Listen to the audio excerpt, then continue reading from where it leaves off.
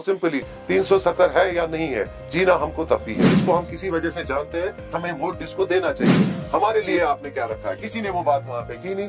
जब वापस लोग वहाँ से पार्लियामेंट से आ गए, अब जब इलेक्शन का टाइम है, अब हम इसको एक मुद्दा बना रहे हैं। आपकी अपनी भाई से क्या अपील रही? भाई साहब की एक अपनी आइडियोलॉजी थी। आदाब, आप देख रहे हैं नो योर कैंडिडेट।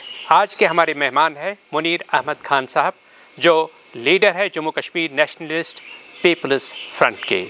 और मुनीर अहमद खान साहब बारामूला पार्लियामेंट्री कॉन्स्टिट्यूंसी से चुनाव लड़ रहे हैं। इनके भाई नईम अहमद खान हुर्रियत कॉन्फ्रेंस के सीनियर लीडर है और पिछले 7 सालों से जेल में हैं। मुनीर अहमद खान साहब, आपका हमारे इस प्रोग्राम में खैर मकदम है।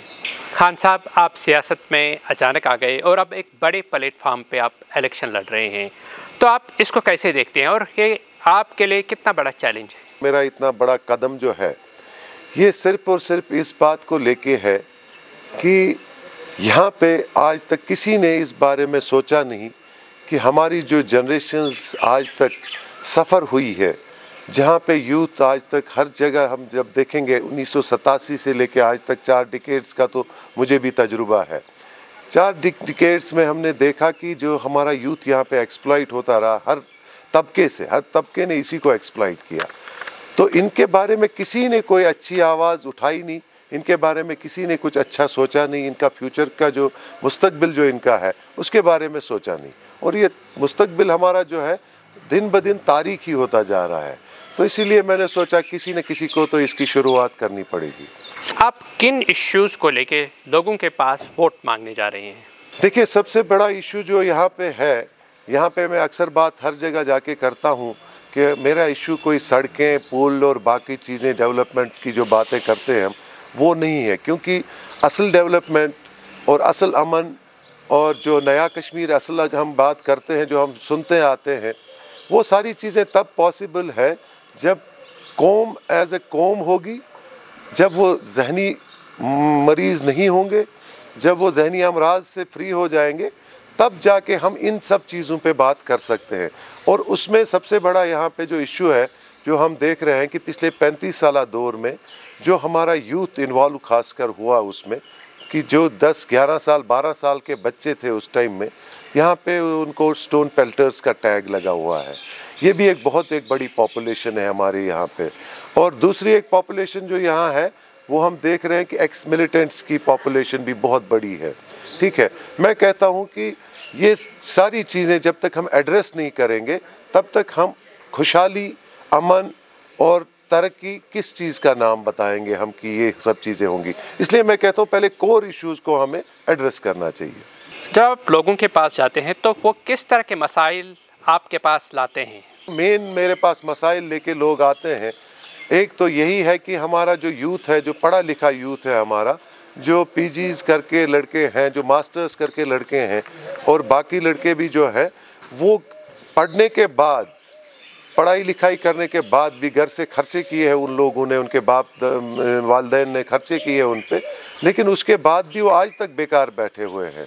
उनके लिए कोई एवेन्यूज़ ही नहीं है यहाँ पे। मैं सरकारी नौकरियों की बात नहीं करता हूँ, लेकिन कोई एवेन्यूज़ हमने रखे ही नहीं है हमारे लोगों ने आज तक उनके लिए, ताकि वो कहीं ना कहीं एडजस्ट करते अपने आप को। और दूसरे मसाइल जो सबसे बड़े मेरे पास आते हैं, वो यही है कि हर एक बच्चा जो आता है मेरे पास, बजाय इसके कि वो ये कहता कि हमारे इलाके में एक लाइब्रेरी हो, हमारे इलाके में एक IT पार्क हो या ऐसी कुछ चीज़ें हो, वो मेरे पास यही लेके आता है कि मुझे SOG ढूंढ रही है, मुझे 2011 का कोई FIR है मेरे सर पे, उसके लिए हाजिरी है, या यही कि मुझे पुलिस ढूंढ रही है। ये बहुत बड़े इश्यूज़ है हमारी सोसाइटी में, इनको एड्रेस करना पहले सबसे ज़्यादा ज़रूरी है। तभी जाके ये कौम का जो हिस्सा है, जो ये डिफंक सिस्टम है, पॉपुलेशन का एक बड़ा हिस्सा ये डिफंक हो रखा है, ये जब तक इस तरक्की के दौर में एक दूसरे के साथ शाना बशाना खड़ा नहीं होंगे, तो तरक्की तो और अमन तो मुमकिन ही नहीं है तब तक। आपने स्टोन पेल्टर्स और एक्स मिलिटेंट्स की बात की, तो वो किन मसाइल से जूझ रहे हैं? सबसे बड़ी बात इनके पास जो है, ये जहनी बीमार हो रखे हैं। जहनी बीमार ये इसलिए हो रखे हैं क्योंकि जब इस स्टोन पेल्टर ने या इस एक्स मिलिटेंट ने ये जो काम किया था, जो इससे पहले जब इसने शुरुआत की थी, जब ये पत्थरबाज था, जब ये मिलिटेंट था, तब ये छोटा बच्चा था, क्योंकि उस टाइम यहाँ एक तूफान चल रहा था, एक सैलाब था, और सैलाब में देखा नहीं जाता है कि हम किस सिमत जा रहे हैं, और पूरी कौम उस टाइम सैलाब में डूबी हुई थी। और उस टाइम इन्होंने जज्बात में आकर, क्योंकि ये छोटे बच्चे थे उस टाइम, 16 साल 18 साल की उम्र मैक्सिमम थी उस टाइम इस बच्चे की, लेकिन आज वो शादीशुदा है, आज वो 2-4 बेटियों का बाप भी है, आज वो सोसाइटी में एक इज़्ज़तदार शहरी भी है, किसी गांव का वो बड़ा भी है, किसी मस्जिद का वो इंतज़ामिया कमेटी का मतलब सदर भी है। इस दर्जे के लोग हैं, और ख़ासकर जो सोसाइटी में उसको जब जीना पड़ता है, आज उसके घर में कोई फंक्शन है, आज ही आपके पार्लियामेंट के इलेक्शन है, ठीक है, या आज ही आपके मुल्क के प्रधानमंत्री यहाँ आ रहे हैं, तो उसको रात आज भी जेल में गुजारनी पड़ रही है। तो वो बच्चे जो उसके हैं, आप खुद सोचें कि उसके बच्चे घर में क्या सोचते होंगे, या सोसाइटी में इसके लिए क्या कहते होंगे लोग कि इतना मतलब आज 55 साल का वो हो रखा है, उसने रियलाइज़ भी किया है, सज़ा भी उसने काटी है, लेकिन उसको एक मौका तो देना चाहिए मेरे हिसाब से, ताकि ये फिर से अपनी ज़िंदगी सही तरीके से गुजारे।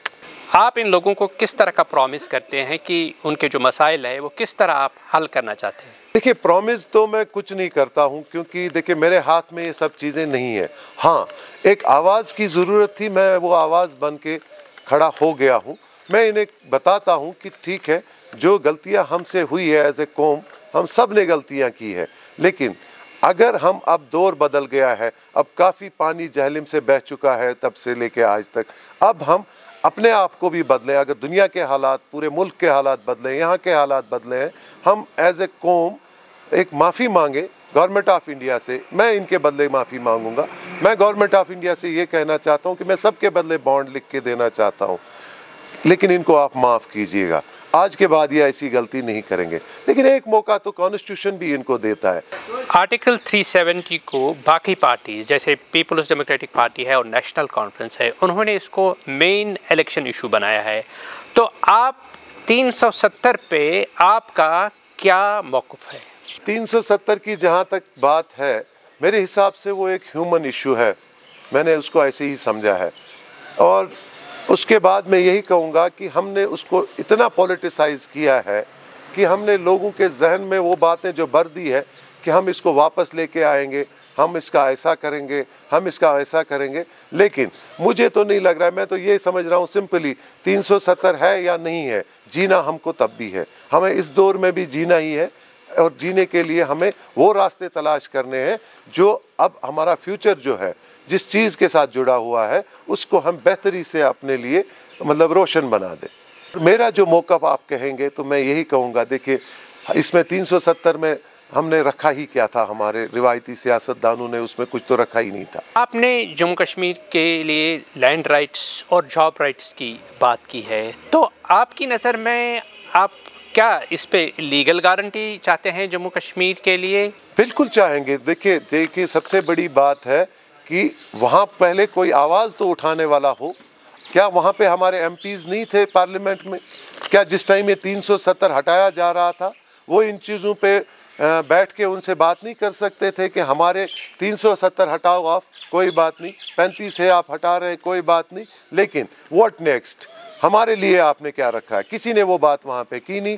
जब वापस लोग वहाँ से पार्लियामेंट से आ गए, अब जब इलेक्शन का टाइम है, अब हम इसको एक मुद्दा बना रहे हैं, तो ये तो मेरे हिसाब से लोगों को धोखा देने की बात है। लोग आप पे क्यों भरोसा करेंगे और आपको क्यों वोट डालेंगे? देखिए, लोग मेरे पे भी भरोसा नहीं कर सकते हैं। जब मैं ग्राउंड में जाता हूँ आज भी कैंपेनिंग में, तो हर जगह मुझे ये सवाल सुनने को मिलता है। हर जगह लोग ये कहते हैं, जनाब वोट तो हम देंगे, कोई बात नहीं है, आपने बोला है हम तो दे देंगे। लेकिन इससे पहले भी कई बार हमने जब वोट दिए, वोट लेने के टाइम में आपके वादे एक होते हैं और उसके बाद जब उसको ग्राउंड पे इम्प्लीमेंट करने की बात आती है तब तो आप कहीं नज़र नहीं आते हैं। मैं तो वही कहना चाहता हूँ, वो भरोसा लोगों को दिलाना चाहता हूँ हर जगह। मैं उनसे यही कह रहा हूँ कि ये तो चुनने में जब हमने उम्मीदवारों को चुना है, उस टाइम हमसे भी कुछ गलतियां होती है, क्योंकि उस टाइम हम इन चीज़ों का ध्यान नहीं रखते हैं कि जिस उम्मीदवार को हम चुनते हैं, जिस नुमाइंदे को हम आगे भेज रहे हैं, हम उसके लिहाज में आके काम करते हैं। हम खाली ये सोचते हैं कि इससे रिश्तेदारी है हमारी, या इसको हम किसी वजह से जानते हैं, हमें वोट इसको देना चाहिए, जबकि ये चीज़ है हमें पूरा इस चीज़ को देखना चाहिए कि ये जो आदमी बात कर रहा है क्या ये इस पे उतर सकता है, इस पे हम एतमाद कर सकते हैं कि नहीं कर सकते। एक्स मिलिटेंट्स और स्टोन पेल्टर्स के लिए आपका क्या रोड मैप है? देखिए, सीधी सी बात है, एड्रेस करने की बात सबसे पहले यही है कि पहले अगर एक आम माफ़ी इनके लिए ऐलान की जाए, एक आम माफ़ी का ऐलान किया जाए, और जो उसमें बड़े कुछ केसेस हैं, चलो खैर आप अगर उनको नहीं अभी देख सकते हैं, लेकिन जिन्होंने मामूली सी केसेस जिनके सर पे हैं उनको पहले एक मौका तो दिया जाए, और अगर वो मामले कामयाब रहते हैं तो फिर आगे बाकी लोगों का भी सोचा जाए। और मेरे हिसाब से जिस तरह से गवर्नमेंट ऑफ इंडिया ये बात करती है, हमारे प्रधानमंत्री भी हर बार ये बात करते हैं कि अब हम नया कश्मीर बनाना चाहते हैं, और नया कश्मीर में तो आम माफ़ी का भी ऐलान कर सकते हैं, और आगे के लिए जो है कुछ ऐसे रूल्स बनाए जाए कि अगर दोबारा से इन्होंने ऐसी चीज़ें की उस टाइम इनके साथ सख्ती से पेश आया जाए, ठीक है। लेकिन एक चांस उनको कॉन्स्टिट्यूशन भी देता है, हर इंसान को देता है कि अगर इससे एक बार गलती हुई है इसको माफ़ किया जाए, क्योंकि ये एक आदमी की गलती नहीं है, ये पूरे कौम की गलती है। इसमें कलेक्टिवली अगर हम देखा जाए कि इसमें पूरी पॉपुलेशन फंसी हुई है, इसमें आप देखें 6-7 लाख लोग डायरेक्टली इन्वॉल्व हैं, और उनकी फैमिलीज़ को आप जोड़ेंगे, अगर एक फैमिलीज़ में 4-5 लोगों की बात करेंगे तो ये 30-40 लाख लोग हैं, हाफ ऑफ द पॉपुलेशन है ये हमारी। तो इसके लिए उनको सोचना ही है। और रोड मैप की जो आप बात करते हैं, रोड मैप तब तय होता है जब गवर्नमेंट ऑफ इंडिया अपनी तरफ से यहाँ के चुने हुए नुमाइंदे या यहाँ के लोगों के नुमाइंदे, या मैं कहता हूँ अक्सर आजकल कि यहाँ पे तो हमारे पास लीडरशिप क्राइसिस है, हमारे पास ऐसा कोई लीडर नहीं है जो इन चीज़ों के बारे में गवर्नमेंट ऑफ इंडिया से बात करे। मैं तभी तो ये प्लेटफॉर्म जो मैंने खड़ा किया है सिर्फ यूथ के लिए खड़ा किया है। मैं कहता हूँ एटलीस्ट अब हम यूथ में से ऐसे लीडर्स चुनेंगे, क्रिएट करेंगे ऐसे लीडर्स जो गवर्नमेंट ऑफ इंडिया के साथ बैठ के बात करें, हर मुद्दे पे बात करेंगे। वो आपके भाई साहब नईम अहमद खान साहब हुर्रियत कॉन्फ्रेंस के एक बड़े लीडर है जो इस वक्त पिछले 7 साल से जेल में हैं। तो जब आप लोगों के पास वोट मांगने जाते हैं तो लोग आपको क्या सवाल करते हैं कि आपके भाई जो है वो सेपरेटिस्ट हैं और आप चुनावी मैदान में आ गए? ये सेपरेटिज्म का दौर जो यहाँ चला, तब तो मैं ये बात कहूँगा कि सबसे बड़ा सफ़रर मैं इस दौर का रहा हूँ, इस टर्मोइल का रहा हूँ, क्योंकि मैं उस टाइम 10th क्लास में पढ़ता था जब मुझे यहाँ से घर से उठाया गया था। CRPF ने मुझे घर से उठाया था मेरी माँ के साथ, और हमारी वालदा उस टाइम 28 दिन बंद रही है जेल में, ठीक है, और मैं 2 महीने उस टाइम बंद रहा हूँ। और मेरे मैट्रिक के एग्ज़ाम जब थे तब मुझे वहाँ सिर्फ एग्ज़ाम की बुनियाद पे वहाँ से छोड़ा गया था, और मेरा कसूर कुछ भी नहीं था। कसूर सिर्फ ये था कि मैं उस घर से था जहाँ नईम अहमद खान मेरा भाई था और प्रिंस खान मेरा भाई था दूसरा, ठीक है। मुझे ये कहना है कि इस चीज़ को देख के मैंने जब ये शुरुआत यहाँ से की है जो आप कह रहे हैं, ये तो मैं ही कर सकता था, क्योंकि ये जो अंगारे कौम के हर फर्द के सीने में लगे हैं, इन अंगारों में से हर एक अंगारा जो है मेरे अकेले बदन पे लगा हुआ है, ठीक है। तो तभी मैं कहता हूँ कि ये आवाज़ अगर कोई उठा सकता है या इस दर्द को अगर कोई समझ सकता है, वो इसी घर से हो सकता था, दूसरा कोई इसकी बात नहीं कर सकता था। क्योंकि जब तक आपके अपने घर में, आपके अपने बदन पे ये अंगारे नहीं लगे होंगे, तब तक आप कोई ऐसी बात सोच नहीं सकते हैं। अब जब मैंने ये कदम उठाया, मैंने ये सोच के उठाया कि जो ज़िंदगी मैंने आज तक गुजारी है, ऐसी ज़िंदगी जो मैंने गुजारी अभी तक, ये ज़िंदगी मैं अपने बच्चे को आगे ना दे दूँ। और इसीलिए मैं कहता हूँ अगर ये मैं खुद के लिए सोच सकता हूँ, मैं पूरी कौम के लिए भी यही बात सोचता हूँ कि हर घर में यही बात है, हर घर में अगर यही मामले हैं तो उनके लिए भी मैं ये आवाज़ बनूँ। आपकी अपनी भाई से क्या अपील रहेगी? मेरी अपील तो पूरी कौम को ये रहेगी। देखिए, मैं बार बार ये कहता हूँ कि मेरे भाई साहब की एक अपनी आइडियोलॉजी थी और उन्होंने उसी आइडियोलॉजी के मुताबिक सोचा कि हम अपनी कौम की खिदमत वैसे करेंगे। लेकिन मैं जो रहा हूँ, मैं तो किसी सेपरेटिज्म के साथ पहले से नहीं रहा हूँ, क्योंकि घर के मामलात मेरे ऐसे थे कि सारी घर की जिम्मेदारियाँ छोटा होने के नाते मेरे ही सर पे थी, तो मैं तो अपने घर के मामलात में ही बिजी रहा। लेकिन आज की बात जब आप कह रहे हैं कि जब अब मैं इसमें शुरू हो ही गया हूँ, मैं सिर्फ भाई साहब से ही नहीं, मैं पूरी कौम से एक अपील करना चाहता हूँ कि एज ए कौम हमें सोचना चाहिए, हमें डिविजन्स को नहीं देखना चाहिए, हमें तबकों को अब नहीं देखना चाहिए। जहाँ हम आज भी देख रहे हैं कि देखिए यहाँ 2 पैरामीटर्स हमने पहले बहुत बड़े रखे हैं कि एक सेपरेटिज्म और एक मेन स्ट्रीम का पैरामीटर है यहाँ पे। पहले मैं कहता हूँ इनसे बालातर होकर हमें सोचना चाहिए। दूसरा, हम हर जगह जब हम देखते हैं कि हम देखते हैं कि ए टीम्स, बी टीम्स और सी टीम्स में हम कौम को बांटते हैं। इन पैरामीटर्स से भी हमें ऊपर उठ के सोचना होगा। हमें सारे पैरामीटर्स छोड़ के एक एज ए कौम सोचना होगा, और एज ए कौम अगर हम सोचेंगे तब मेरी अपील उनसे ये है, सब लोगों से ये है कि मिलजुल के, बगैर किसी पार्टी के, बगैर किसी तबके के, बगैर किसी जो हमने रखे हैं बैरियर्स, सारे बैरियर्स तोड़ के हमें शाना बशाना और एक चेन बन के खड़ा होना चाहिए, एज ए कम्युनिटी खड़ा होना चाहिए। तभी हम पूरे जम्मू कश्मीर का जो है एक रोशन मुस्तकबिल बना सकते हैं। यहाँ के जो ट्रेडिशनल पॉलिटिशियंस है या ट्रेडिशनल पॉलिटिकल पार्टीज़ है, इनका इल्ज़ाम है कि जो नई नई पार्टियाँ रोज़ बरोज़ यहाँ खड़ी हो जाती हैं और नए नए लोग जो आते हैं, जो इलेक्शन में हिस्सा लेते हैं, तो इनका सिर्फ मकसद ये होता है कि वोट को डिवाइड किया जाए। आप इसको किस तरह देखते हैं?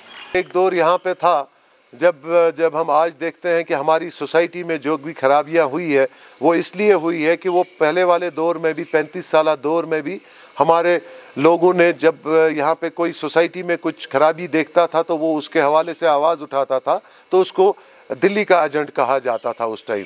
अगर हमने उन लोगों को मौका दिया होता जिनकी नज़रों से सोसाइटी के वो मामले आए कि जो उन्हें लग रहा था कि इनको एड्रेस करना चाहिए, तो उनको जब एजेंट दिल्ली का कहा जाता था तो उन्होंने काम करना ही छोड़ दिया। ठीक है, आज भी वही हाल है। अब जो रिवायती सियासतदान है ये दूसरे लोगों को तो कहते हैं कि ये दिल्ली ने मतलब प्रॉक्सी कैंडिडेट्स खड़े किए हैं, ये दिल्ली ने कोई बी टीम या सी टीम, जो मैं अभी कह रहा था आपसे, ये कहते हैं। लेकिन बजाय इसके अगर ये अपने गिरेबानों में देखते, यही नहीं मैं सब कौम की बात करता हूँ कि अगर पूरी कौम के जो कायद बने हुए हैं, अगर वो अपने गिरेबानों में देखेंगे कि उन्होंने क्या क्या चीज़ें, खराबियाँ यहाँ इतनी करके रखी है जिससे हमारा जो ये यूथ है आज का, ये धूप में जो है तड़प रहा है। ये जो आज साया इन पे नहीं है, ये इन्हीं बातों की वजह से है। अगर ये आज भी इस चीज़ को और दोहराएंगे आगे तो हमारी आने वाली नस्लों का भी यही हाल होगा जो मेरा हाल हुआ है, जो मेरे एज ग्रुप का हाल हुआ है। वोटर्स से आपकी क्या अपील रहेगी? देखिए, वोटर्स से मेरी अपील यही है कि मैं कहना चाहता हूँ वोटर्स से कि आप हर बार यहाँ नुमाइंदे चुनते हो, यहाँ हमेशा एमपीज़ बनाते हो, हमेशा आप मिनिस्टर्स बनाते हो, लेकिन आप जो है अपने वोट का जो है सही इस्तेमाल नहीं करते हो। और वहाँ पे आपके लिए ये चीज़ मैं क्लियर करना चाहता हूँ कि जो आप वोट करते हैं, अगर आप ऐसे किसी नाअहल आदमी को चुनते हो जो उस मनसब के लायक होता नहीं है, ठीक है, अगर उसकी तरफ से फिर कोई भी गलती होती है, कोई भी खराबी होती है, तो एज ए कौम आपको अल्लाह के पास जवाब देना पड़ता है। इस बात का जवाब ज़रूर लिया जाएगा आपसे वहाँ कि आपने जिसको चुना था उसकी वजह से जो तकालीफ लोगों को हुई उसका हिसाब आपसे लिया जाएगा।